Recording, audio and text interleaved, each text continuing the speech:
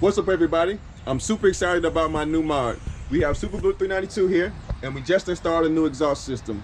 Now, the car previously had an exhaust on here.